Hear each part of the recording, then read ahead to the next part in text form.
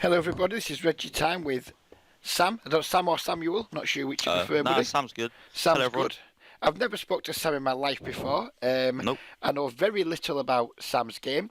I know he plays on the clubs that I work with, but I don't know what stakes he plays. I don't know which club he's in. But we're going to learn a lot about that today, and um, yeah, hopefully just have a bit of extra conversation during the session, so it doesn't get as fucking dull when I'm Yeah. folding 78% of my range or whatever it is that I do. So tell us a bit about yourself, Sam. So I've been playing poker since I was 17. I remember I used my mum's, I know it sounds bad, driving license and fucking put it on Poker Stars and started playing 1 cent, 2 cent. Um, I've played poker since then till now. I don't think I've been a winning player very long. I don't think my heart's really been in it because obviously it's a hell of a grind. But Tom actually, I know Tom quite well. Well, not quite well, but I know of Everyone him. seems to know Tom. This seems like Um, the whole world runs through Tom. yeah, It's fucking so I tremendous. think yeah, you did a video with Charlie, I think, who knew Tom as I well. did, yeah. And Tom sort of showed me the clubs, and then I joined the clubs, and then obviously the fields are really good. But I've only been playing like 20 40 on PPP. Oh, okay. But yeah, I'm 20% VPIP, 9% 3 bet, the classic nit basically. Man after my own heart. I'm an 8% with 20%. So I guess we're pretty similar, are we, looking at those? Yeah, my C bet's 40% too. There So you go. I think it's this most reasonable way to beat these games. Obviously, there's more than one way to beat games, but for me, it feels like it's the most reasonable way to just play tight, solid, efficient, old school poker and basically just wait for the mistakes from the fish. That's pretty much what yeah, my game plan is. Like, wait for fish to make mistakes or regs to make mistakes, or just wait for good spots where it's hard to make like a big mistake yourself. I think limiting your own mistakes and just like being ready to pounce on others, it's not very like exciting or interesting, which it's certainly the easiest way, in my opinion, to grind yeah, hard on 100%. these clubs. To me, if you're playing them like, trying to be like super mega creative and um, like taking every single spot that you think you can take. When it doesn't go well, it can be really quite dispiriting quite quickly, and it can Yeah, end up just like dissuading you from putting the grind in. But I'm a 46-year-old man who's happy to just chill and do what I'm doing. Whereas a lot of younger guys, they want to feel like they're doing more than perhaps they need to do to get the job done. You know, they want to feel like they know the ins and outs of every situation and yeah, kind of want to own everybody, every opportunity. Where I'm not about that. I'm just like, right, I just want to try and book a win every day or as many days as I can. And then the days that I don't win, just let's not make them an absolute fucking disaster. I should have seen bet here, but I didn't realise all three of these guys were short. So I should have just bet. But we'll I think we'll it's atone a for good that on the baseline turn. too, right? Because there's a lot of advanced strategies in poker, and if you haven't got a solid foundation to sort of build up from, you're sort of selling yourself short already. Yeah, absolutely. Yeah, if you don't do the basics right, 9-10, he's drawing dead. we're happy with What? that. We're happy with that. Yeah, if you don't get the basics right, you've got nothing at all to build on. And when I was doing the coaching, I'll be honest with you, it wasn't. It was never. I never sold it as being anything like high level. It was always just based on finding recreational players who didn't have even like remotely solid fundamentals, helping them fix that up, so then they can go and build whichever like poker style they want to on top of the fundamentals. But if you don't get the fundamentals right, it doesn't matter what you try and do, you're not gonna make it pay at all. You know, the fundamentals for me are Yeah, solid game selection, solid site selection, and then just discipline. And once you've got those three in place, it doesn't matter whether you play 18-14 or whether you play 30-32 with a 12% 3 bet. You won't make either of them work if you're not getting the basics right. yeah, Which I think is 100%. something a lot of people don't understand. There's so many people that have met down the years that they're relatively good at poker, but they don't win because they were just grinding their ass to dust in really tough like Zoom games and fast fold games, and then they were working really hard, they were trying really hard, and they were making no progress. And they were probably in a lot of ways like understood ranges and things better than I did, but they weren't making Yeah, a fraction of the money I was making because they were just playing in in games where people knew it better than they did, and then basically after one session they'd be saying, right, go and try Sky or go and try Unibet. Um, they just instantly became winning players, and there'd be loads of players out there not winning who are continually like reassessing their game, working hard, spending fortunes on training content, but missing Yeah, the fundamental rule, which is you need to play in games with people that are worse than you, hundred otherwise you percent. don't make money. I think it's hard as well because a lot of the time in poker you've got to put in a lot of hands to know if what you're doing is good anyway. Yeah, of course. So it's so expensive. Like you'll fly through buy-ins if you're not playing optimally before you even realise that actually, I've got enough hands to say now that actually what I'm doing is that I've got some big leaks. So, it can be, and if you haven't got a very good foundation on top of that, it's just an absolute nightmare. Yeah, I think deep down as well, you kind of, if you're doing a lot of things right or if you're not doing a lot of things right. Because, when I was not winning at poker, I was routinely just like feeling bad about doing something and then doing it anyway. Yeah. Because you think it's the right thing to do, or you don't have the discipline to do what instinctively feels right to you. And so lots of people who aren't winning at poker who complain about everything for why they're not winning. They complain about variance, about this, that, and the other. Deep down, if you've stuck them on a lie detector and asked them one question, do you think you play well? They probably couldn't pass it if they said yes, but they don't want to admit it. People like lack that the introspection and like the being able to be like really accurately critical of themselves, because no one wants to admit, oh, yeah, I'm shit at this or whatever. They want to blame something else, or the fish always get there. I can't beat fish. I can't win away pots. Yeah. Variances against me. They come up with every single excuse in the book, rather than, yep, I just fuck up 3 or 4 times a week, and that kills my win rate, which is usually what fucks most people up. Because we can all play our strong hands. I mean, deal me a royal flush and you and I will play it pretty similar to each other.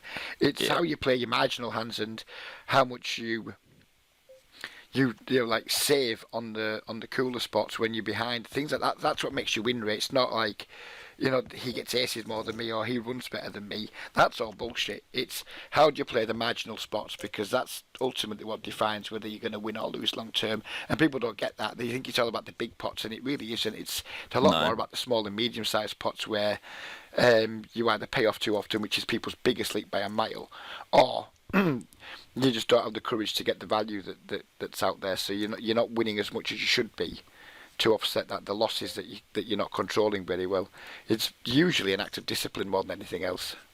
Yeah, 100%. I think everybody suffers with it, me especially. But when you know you shouldn't call, but you call anyway, you just know. You know they have it. It's so obvious, but you just find yourself calling anyway, and then absolutely tilting yourself off the face of the earth. And you'll call, and you won't berate yourself for the bad call. You'll find something that your opponent's done to like frustrate you. So instead of saying, fuck, I knew I shouldn't have called, then you're like, oh, how the fuck does he have that?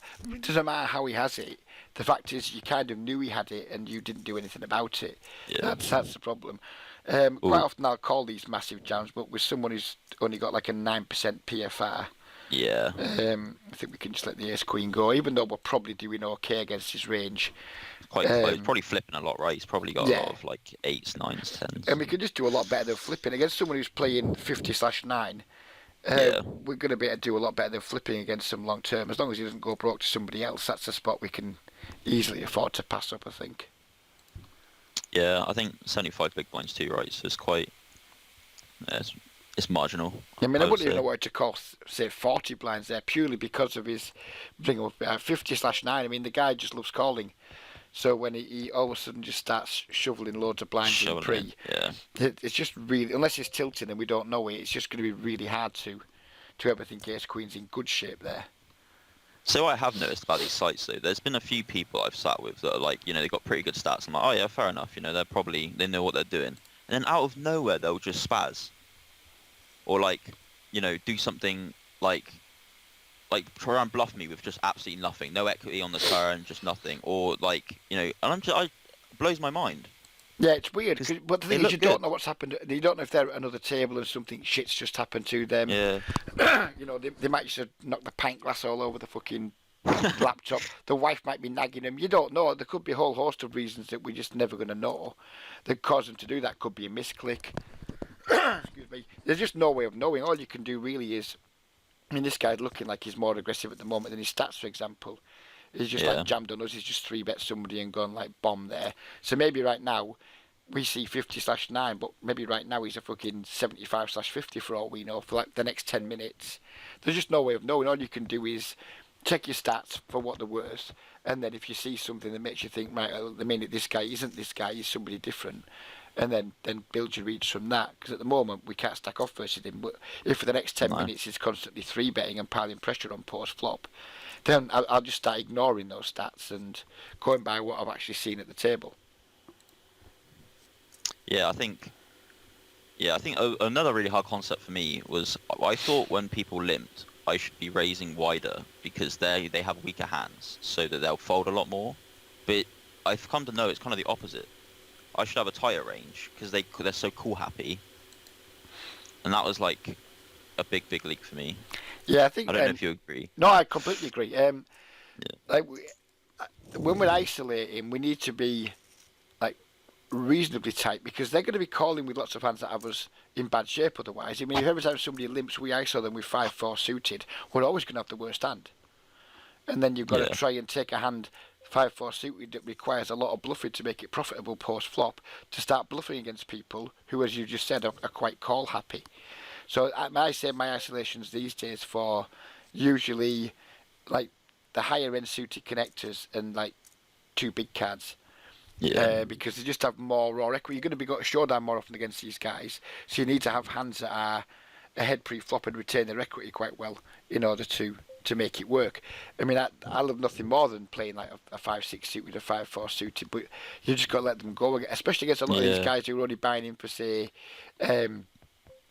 20 to 30 big blinds because you just don't have the stack depth post flop to fully utilise your skill advantage, and you're actually probably doing yourself some harm then. If there's like if there's someone in there limping and calling a lot and they're playing 150 blind stack, then suited connectors go way up in value because Yeah.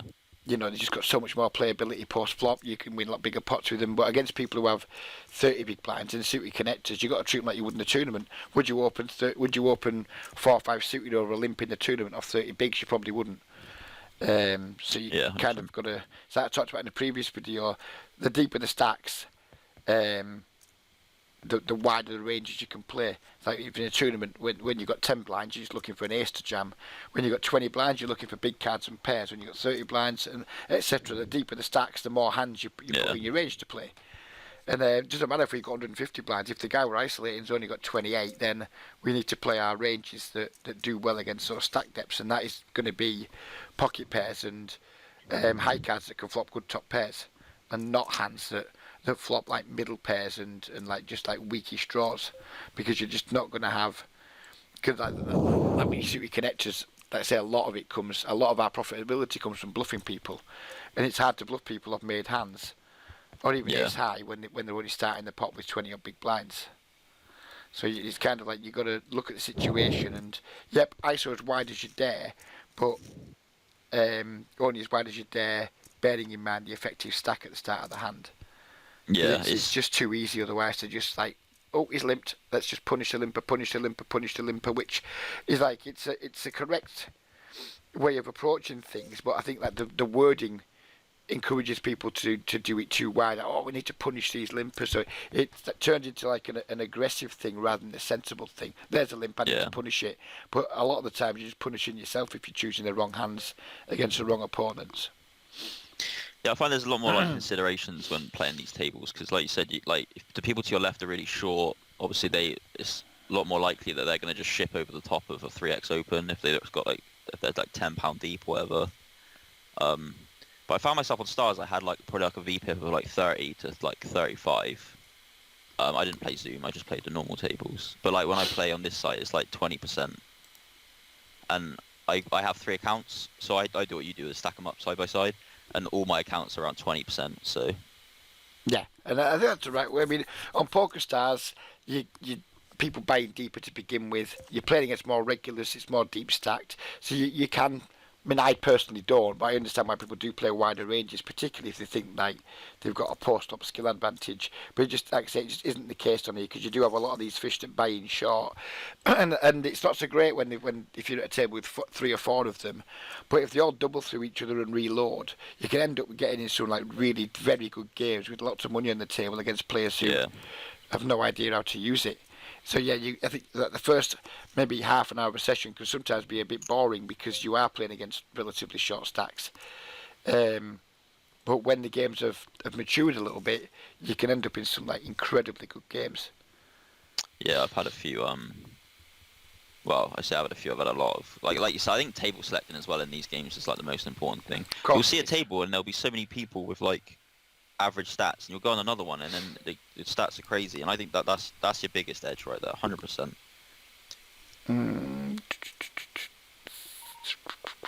There's no one super squeeze happy behind him. We have this guy in the bottom who's. I'd probably flat too. I don't love flatting this position versus that stack depth, but I think it's too pretty not to. Yeah. Is it just heads up here? Right, we're just going to put this guy in here then. It's 3. You're 3-handed. Ah, bollocks. Well, yeah, we're still shallow with them both, so I would say it doesn't matter too much. Makes no difference. I'm going to check back here, and if he checks the turn, I'm just going to pot anything. But now we've got a hand. Nice turn. It's all good anyway.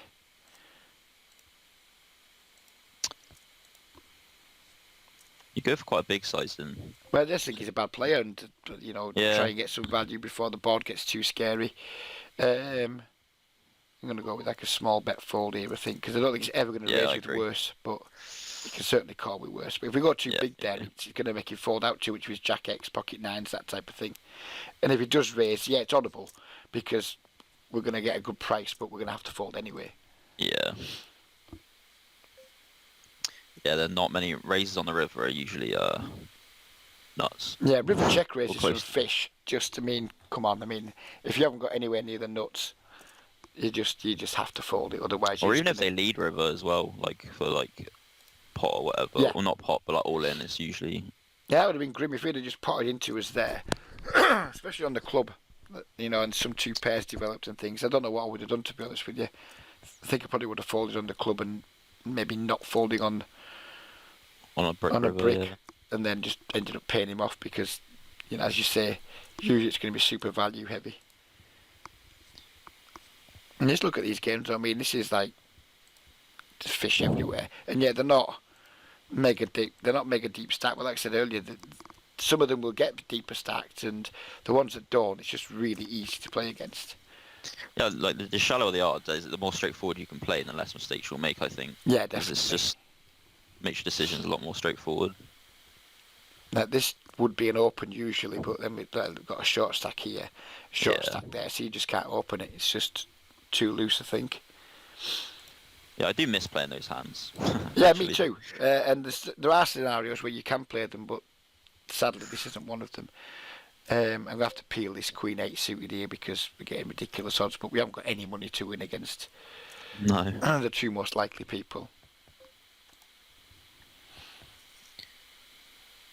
If they bet reasonable on that flop, I'd probably peel. Do you agree? Not to that sizing, I don't think. If they had more chips behind, yes, I would agree. Because like the implied odds of making something strong backdoor are pretty good. But no, against same stack depths, I'm just like, whatever. Yeah. There's nothing to win. Even if we do improve, there's nothing to win. 70s for. This guy's just like donked out here, which.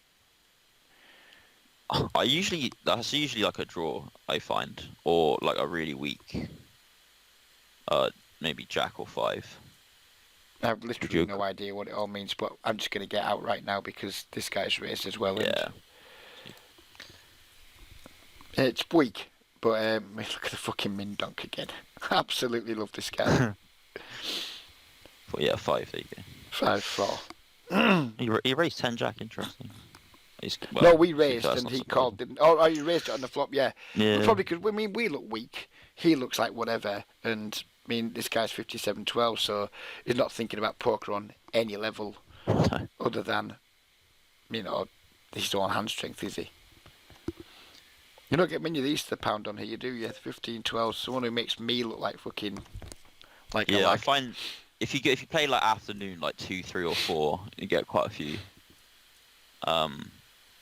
But if you play like from like 9 till 2, the tables are crazy good, and Yeah. then they pick up again in the evening. Um, Which I find a bit strange because I like had a look at what time is like late, like 11 p.m. ish, 10, 11 p.m. ish in like most of the like big Australian cities like Brisbane, Sydney, oh yeah, Melbourne, Adelaide, and it looks like it's like late afternoon. So I would have thought late afternoon would be peak time for these sites, but it isn't. Like you say, like mornings and early afternoons are easily the best times to play. So I'm not sure if everyone in Australia just goes to bed early or what. I've no fucking clue. But I'm surprised that the peak time is when it is. Although, to be yeah, fair, it's good all day. You can get 3 tables pretty easily at any time of day you log in. Just there's better times in terms of catching more yeah. fish. Quality of 100%. Nice king on table 1. I'm intrigued to know what size you go for. I'm gonna So go you for bet about. big. I would bet a third on that flop, just because to keep their range as wide as possible. How come you bet so big? Not sure. Just because they've got 2 blue tag players, and I think if they've You just got a reckon? if they've got a hand they're going to call Yeah. 280 with, they've got a hand they'll call 4 with. I don't think the extra 120 has a particularly big impact on the range of hands they're calling with. So I Okay. just want to try and build a bigger pot, really. Yeah. See, maybe I'm not getting max value. I mean, I'm doing well. I think I'm like 300 up overall. But I wonder if maybe I'm not betting enough. I think there's on a dry board like that, you either go really small, like quarter pot, 30% pot, or you go Yeah. quite big. I don't like the middling sizes, No, but I don't like my yeah. size there. And to be fair, I think I probably should have gone either smaller or much bigger because I think the ranges are they're just not that much elasticity to the ranges. They're just going to call or they're not going to call. So Yeah. unless you bet really small, so they do start peeling you with ace highs and things. I don't think there's a lot of difference between 60% pot and close to full pot in terms of like what they'll call with. So I think I should have gone either bigger or should have gone really small. Obviously, yeah. I'm not going to barrel this queen turn because I think it's pretty bad for us. We can call in Yeah, 2 2 spots, players as well. so I'm just kind of giving up there. If we'd have hit like a deuce, a 3, or a spade, I would have continued. But when we get called in 2 spots and the queen pairs, I just think we're not getting many folds at all. Yeah, I agree. Yeah, we certainly weren't getting a fold from the queen 6, were we? Queen 6. Although to be fair, it was a limped pot, so I mean, it is what it is. Yeah. Is this the stakes you haven't really played much higher stakes than I this, play have you? this and I play 60 now. That's it. I don't play higher. I have no intention to either. I'm very much No. just like I'm not a recreational player because I put the hours in, but I like to play in games where I know I've got like a significant edge, and Yeah. you know I have income from other things. I do my care work. I make a bit of money from the affiliate work. So if I make like anything 100 to 120 pound a week from doing something I enjoy, then I'm more than happy with that. I don't want Yeah, 100%. the stress and anxiety that goes with playing higher stakes and playing against better players, having swings. I'm more than happy. Put me 20 hours a week in. If I'm only making between 5 and 6 quid an hour, I don't care because it's just a hobby. It's just something I enjoy doing, Yeah, and exactly. it doesn't have any impact on my life either way. If I have a bad week and I lose 200 or 300 quid, it's not the end of the world. Whether I had a bad week at 100 and then lost 1,000, I'd be fucking devastated. Yeah, Even though I can 100%. afford to lose 1,000, I would still absolutely fucking hate it. So Yeah. yeah, poker's just I enjoy playing. It's fun, but I also enjoy winning, and winning is more important to me. Winning, say booking wins in 70% of my sessions is more important to me than booking wins in 55% of my sessions, but winning more money because I Yeah. just not grind and I just be like fed up. I'll find reasons to do other things. I So feel as well, when you can sort of disconnect yourself from the money in the sense that, say you did lose 300 quid, it's not the end of the world. You play your best, of course you do, 100%. because it just doesn't matter to you. All your decisions are like decided by the process, not the emotions, if you will. So Yeah. it's very rare I tilt. I mean, the only times I tend to like feel tilted these days is when I've wasted 4 hours fucking around in a tournament when I could have played 4 hours cash, just to Yeah. like min cash or not even fucking min cash. And yeah, That's kind of my tilt these days. I very rarely tilt in cash games because there's no reason to tilt in these games. If I was playing Zoom, I'd probably tilt every single day because you get behind and you don't see a way out of it because all you see is relatively competent players everywhere. Yeah. But you could go 3 buy-ins down here in your first 100 hands and still, reasonably expect to come out of the session having not done too much damage. Whereas if I used to go 3 buy-ins down in Zoom or fast forward, I either had to stop my session or potentially risk going for 10 because, much as I don't tilt very often, I'm still a fucking human being. And I'm still, this guy's maniacal, but again, I'm going to peel here just once. I think it's a waste of. Yeah, I agree. I think it's a waste of 1 big blind, but I guess we're going to peel again. But if it just feels really shitty and weak, but with a good shot and an overcard. It does feel horrible. Now you hit your 2. You're fuck you. paying Just him pay him off. off. There you go. I can live with all of that. I find these games though, like in a way, if say I lose like 2 or 3 pots in a row or something, and then the player starts throwing emojis at me, right, that really gets to me. Really? That shit doesn't bother me. I'm just like, fine, whatever. If that's the case, you don't want to get involved in a game with Josh at the same table as him because he loves throwing the emojis around and throwing the shit around it. I was playing a game one night and there was him and another lad from the group, and there was just like half an hour of constantly. I had to mute it in the end because it wasn't bothering me that they were doing it. So it's just the fucking constant noise of it. I'm like, this has got to stop. So I minimised the table and I only played it when it popped up. It was fucking What if someone's going to get under my skin, it's going to be a bad regular who beats me in the hand and then gives me advice on how I played it. That'll get That will definitely trigger me.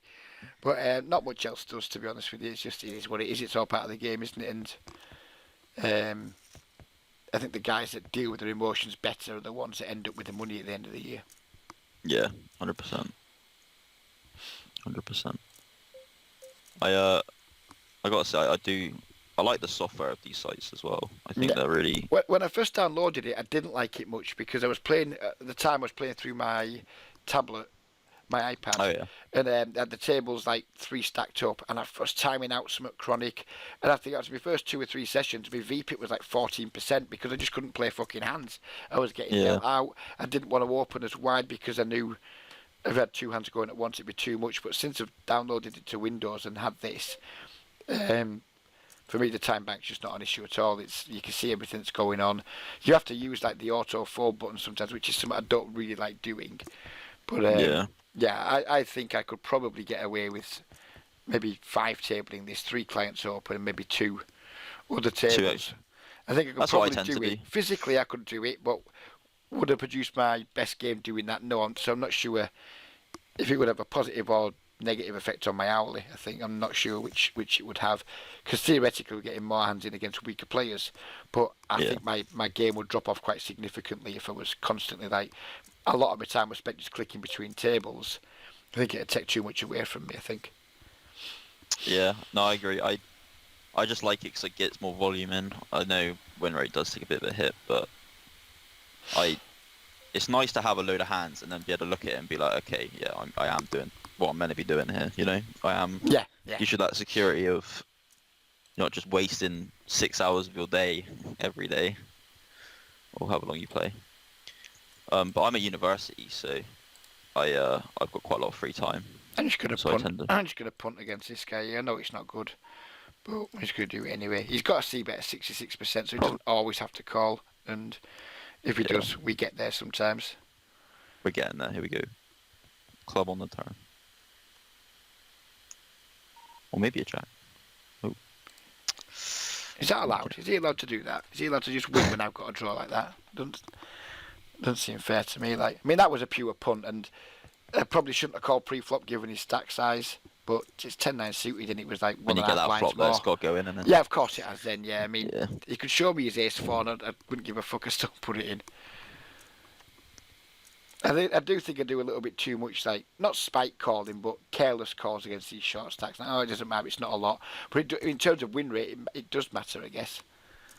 Yeah. But you look at it, it's like, it's only $4, who fucking cares? I've got And a you've got the draw. flush draw, and you know if you hit it, you're probably good. It's probably a leak, but it's a pretty harmless one, and it keeps me keeps me sane. But I probably shouldn't have called pre. I don't think, given he had no money to win anyway. I think in a tournament Yeah, you probably call there and just stack off if you hit. But in a game where, even though these clubs, to be fair, the rake is very fair in them, it's still a rate consideration that you need to take into account. And I don't think I do enough against these shorter stacks. I mean, I've been noticing here that my rake bill is way lower in these than it is on like Sky or Triple Eight. yeah, And 100%. then when you put your rate back on top, it's. I mean, I think when I first started playing in these clubs, it felt like I was paying about 8 blinds 100 in rake, and then getting some of that back. Whereas on Triple Eight, I was playing like 11 or so big blinds in rake, playing in worse games, and getting And like getting less back. fucking Yeah. worthless rewards. And then Sky's even worse. Their rake, I don't know what it is in big blinds per 100, but I do know that it's certainly a lot higher than these clubs are. I And what I hate like the about this, software of Sky as well. I think the software is horrible. yeah, it's not. They haven't really invested in it very well, have they, down the years? They haven't needed to. They've had a really loyal and like relatively steady customer base. I mean, they've dropped a lot of the guarantees before this virus, but I think that just reflects a general decline in online poker before this virus, rather than anything Sky Yeah, in particular were doing wrong. I mean, I loved it for a long time on Sky. I mean, the games were really fucking good. You couldn't complain. Um, but when these came along, it was at a spot where it's like quite a low point with Sky. The traffic wasn't great. Um, my grind hadn't been great, and because Rob contacted me over 12 months before I started doing this, yeah, and I just didn't want to know about these sites. I'd heard the horror stories and thought there's no reason for me to get involved. I'm doing well enough on Sky. yeah, But yeah, I'm kind of very glad that I did it now, but just very disappointed that I didn't do it a lot fucking sooner, because yeah. it's turned out really well. Yeah, there probably will be a horror story down the line somewhere. Oh, Um, it's about to it's say, just the way yeah, it's just the way it goes with these clubs. But hopefully we've all made enough money by then that we've covered our initial deposits, made a bit out of it, and then and we're prepared for it, and we haven't got too much involved, too much invested when that time comes. And that's the only way you can kind of look at it. It's very much like I liken it to if you're playing in in a live game where you don't know the people. It's not in a casino, so it's kind of like playing in an unprotected live environment, I guess. 'Cause I yeah, used to play in live games around here in the pubs, and they used to use just generic chips. At the end of the sure, night, the tally would never be right. If you were one of the last people to cash out, you were never getting your full money because people were just bringing chips from home and just fucking cashing out. So you got the chips that generic chips that people have in their home sets. So you come in, you're buying for like 25, 30 quid, slip another 30 quid in plastic out of your pocket that isn't yours. You've yeah, no business doing, and that's it, just fucking busting people. So it's similar to that. Where there's money, there's going to be cheats. I'm just going to stick it in here against this dude. He's got a 10% 3-bet. It looks wild enough. And we're yeah. making a video, and 0 fucks are being given. It's a flip. I mean, we lost the club one, so we're due. No, we're due one, aren't we? We are due one. Yeah, there we go. Oh, let's not sing too soon. Beautiful. Yeah, I play when I go back home in Yeovil, we have like the pub games, and like you said, it's I do like they're quite friendly environments. There's a lot of fun, a lot of banter that goes on. But yeah, a lot of the time the money box is wrong at the end. Yeah, but you just did that in loads of games where you've been the last person cashing out and there's been like 80 quid short in a game that's been like 25 pence big blind. And it's just obvious people are either slipping chips in that they've no business slipping in, or they're just flat out, the guy running the game's just been flat out fucking stealing. And you can't accuse people. You're not going to start getting a fight in a pub accusing maybe the No. wrong person over 20 or 30 quid. You're just going to be like, right, fine, next time I'll cash out sooner, or I just won't play. So I rarely play in live cash games where I live because they are just fraught with fucking scumbags. It's got complete Yeah. scumbags. There's now when I play, it's not so bad now, but when live poker first got going around here, a lot of the petty criminals of the area and some of the not so petty criminals were involved, and they're not the sort of people you want to be upsetting, really. So you No. play with them, you enjoy being in good games with them, but you accepted that from now and again things were going to happen that you had to just fucking bite your tongue over. But yeah, you had some Yeah. good humour in those times as well, because they just didn't. A lot of them didn't care. I was playing a 25p game once, and a local drug dealer was just making it like fucking £5 pre-flop every single hand, and he wasn't giving a shit. And he was a friendly guy, and he was donating tons and tons of money to the table, and he didn't care that he was donating tons of money. He was just having a good time. Yeah. And I remember one night I won about £400, and I was leaving the pub about 3 in the morning, getting into a taxi. And I said to him, just half joking on the way out, I said, I don't like it to fucking walk around the corner and get my head stoved in by one of your buddies, Hammer. And Reg said, I make that in a fucking day, what you've won tonight. And I was like, all right, fair enough. And he said, if you want, I'll walk to the taxi with you. And I said, no, I'll be fine, mate. But yeah, they don't care. They know that you know that they're fucking wrong uns, but they don't care. I mean, when you're playing 25 no limit with a guy who's probably got £2,000 rolled up in his sock, he probably isn't going to give a shit that he does 100 Well, no, yeah, off. exactly. And they're the kind of people you want to play with too. Of course, yeah. And to be fair, he's a friendly, good company guy, which you put aside to the fact that he's fucking breaking the law and peddling fucking drugs. He was genuinely a likable man. Yeah. You just wouldn't want to be seen in his company if your employer or the police were knocking around the fucking shop. No. There's one guy, once I played with him a lot, he was a nice bloke, but he was a burglar. And he'd just come out.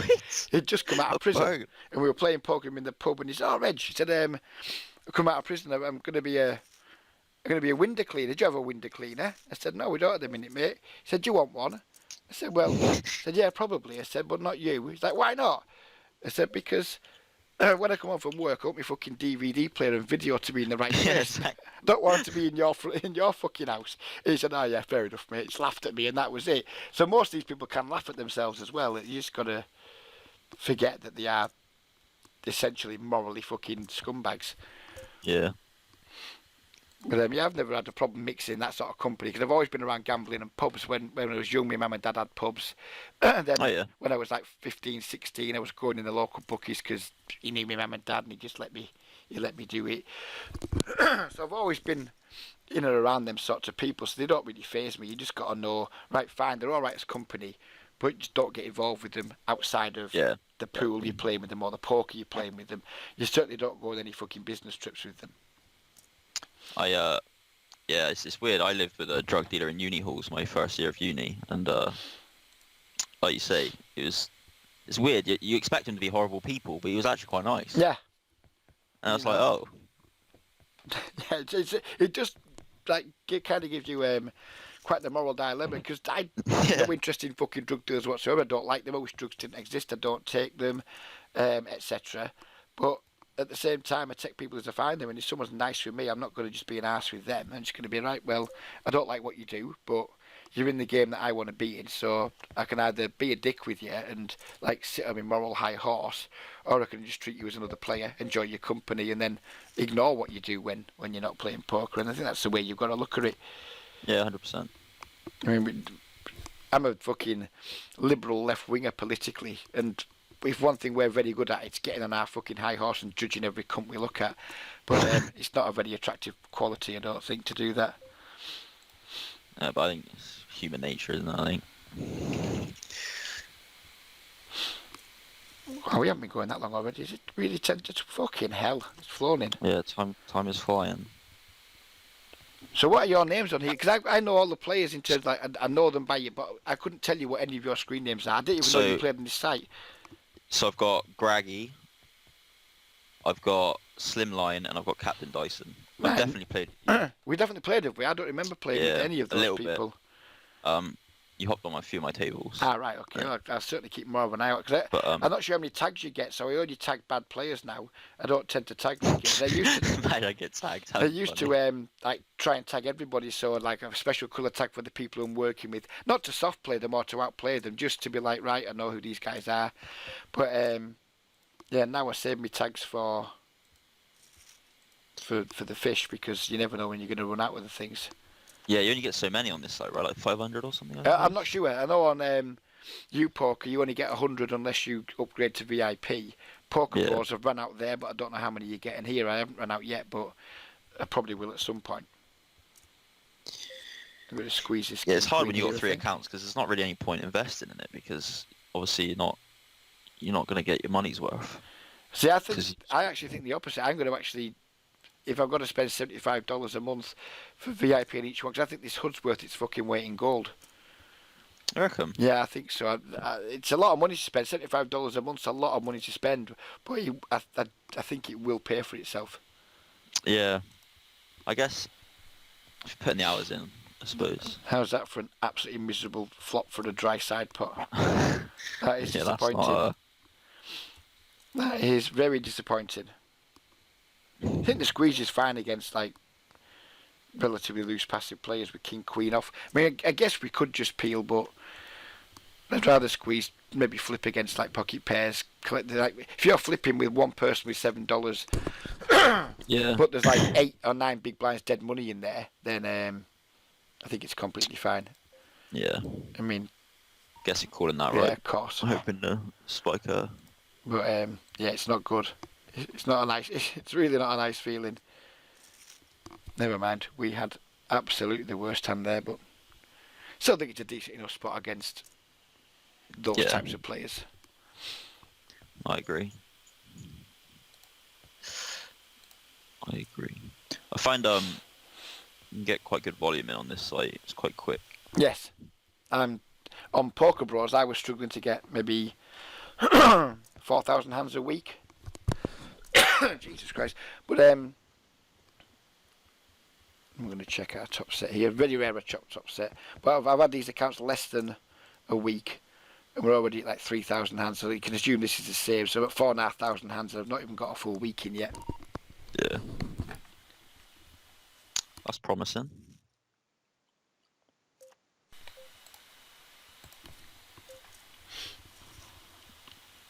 I'm not sure if we want to check raise this turn or not. I think I probably would, because otherwise the stack to pot ratio is not going to be. Although it's an awkward size to raise to, because he's only got 16 I was behind. just going to go super small. Yeah.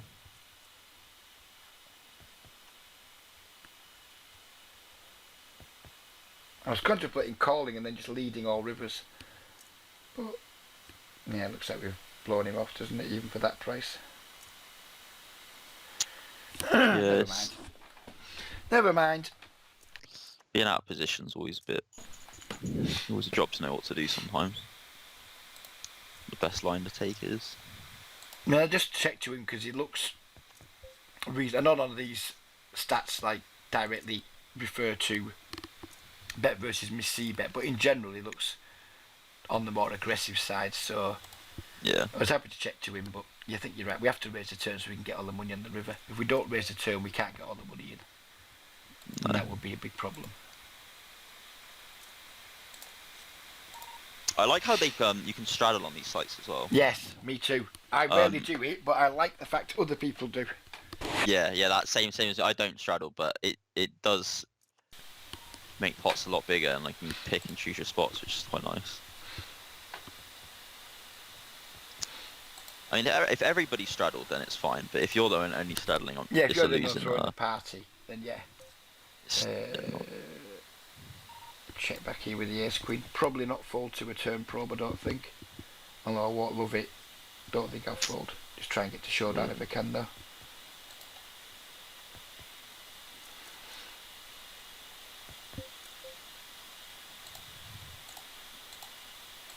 Might be good. He's checked 3 times.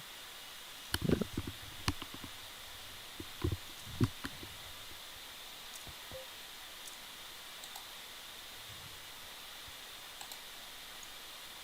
Actually doing quite well. We're up, aren't we? Yeah, I think we're definitely making money. Yeah.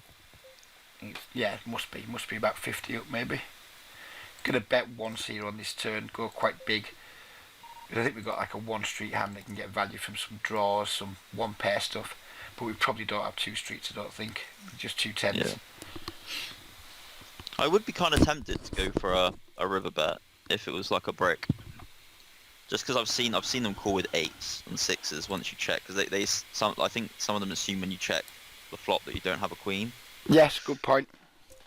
I've opened the 670 because we're getting near the end of the video, and get a bit more action. Apart from this guy, everyone's relatively deep, and we got some fish in the blinds.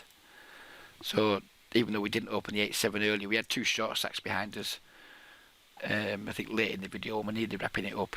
There's no justification for opening it other than fuck it. But I think it's just like in case someone looked earlier and saw the 8-7 that we folded, and then we opened the 6-7.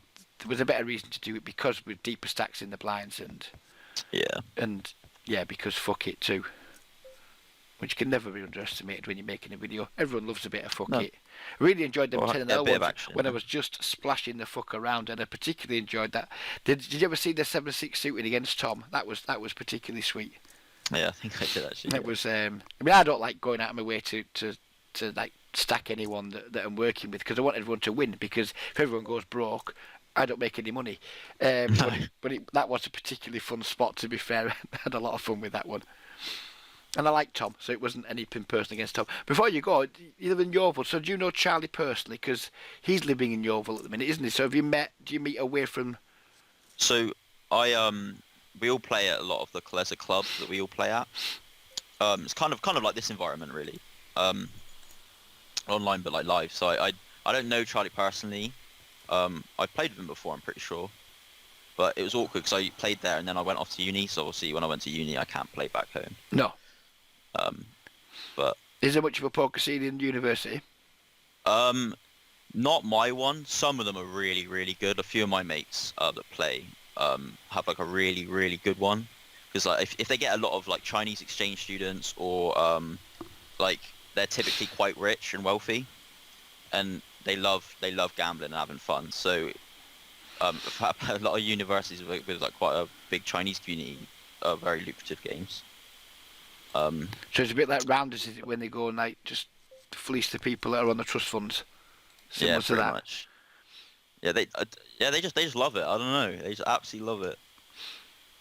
But I mean, if you've got the money, you don't care, and you just want to have fun, then Yeah, know, of fair course, enough. yeah. Good for you. I mean, from thinking from like my way of thinking, playing in uni against lots of people who are clearly very intelligent doesn't sound like a good idea. But if they're intelligent but don't give a fuck and they're throwing daddy's money around, then I guess it's very different, isn't it? Yeah, I think it's quite cool because sometimes they do like university games, like and stuff, which is quite nice. Quite good, like good for the social side. To where you at uni at? Bristol, and I'm in university, West Oh, of that's England. not too far from home then. No, not too far. About an hour and a half away. I had a friend who studied law down there years ago.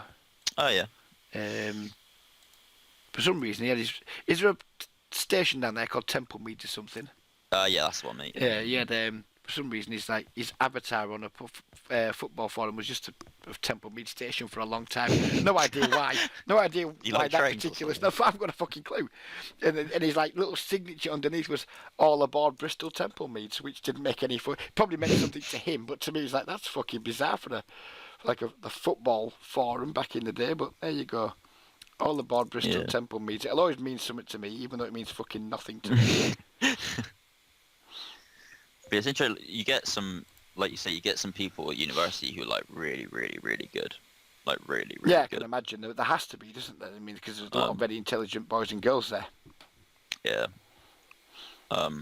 You know, a lot of them tend to be maths students. But do they have fucking charisma and wit though, buddy? You know, do they have all that as well? Do they have Nah, the you whole get package? the most fun out of your pub games for sure. Pub games for sure.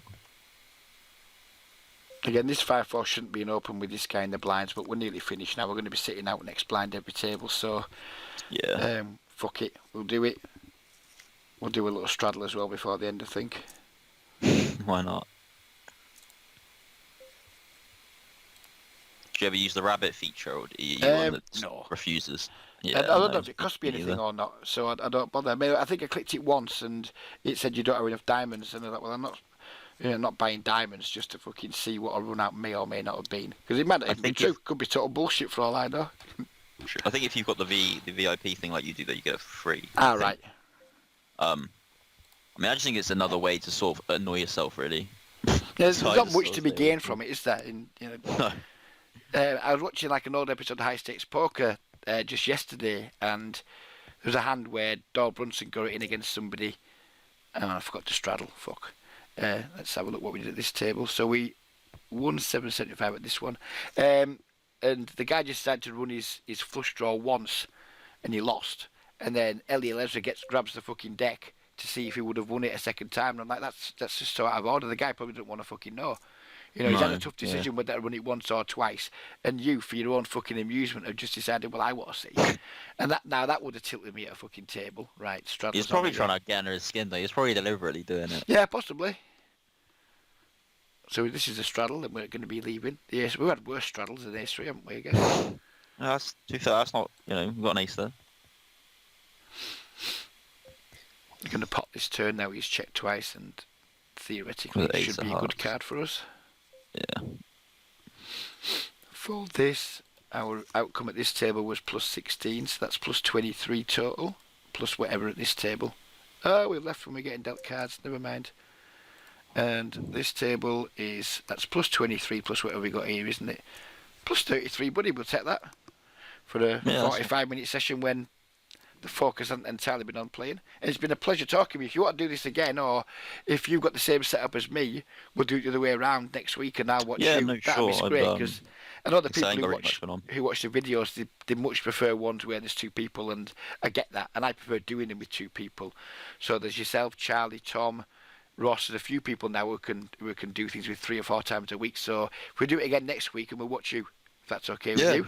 Yeah, absolutely. I mean, there's not much else to do at the moment, is there really? No, there's absolutely nothing else to do, so why the hell not? But thank you very much, this serve. Appreciate it, and I Yeah, no, thank you. absolutely look forward to watching you play. But you take care, buddy. I'm going to end the call now and then wrap the video up. So you take care, Yeah, sure. stay Yeah, and safe, yourself, mate. and we'll chat. Oh, what the fuck am I doing here? And we'll chat very soon. Be lucky, buddy. Sure. Take See you care, later, Reg. mate. To that. Bye. So that was Sam. Hope you guys enjoyed that. There wasn't a super action-packed video, but hopefully 2 people chatting made it a lot better than just 1 person rambling. So yeah, there we go. Another video in the bag. Take care, everybody. Stay safe. Look after yourselves. Look after your mental health. Look after other people's mental health. And yeah, just be good and be kind. Much love, everyone. Back tomorrow. Bye-bye for now.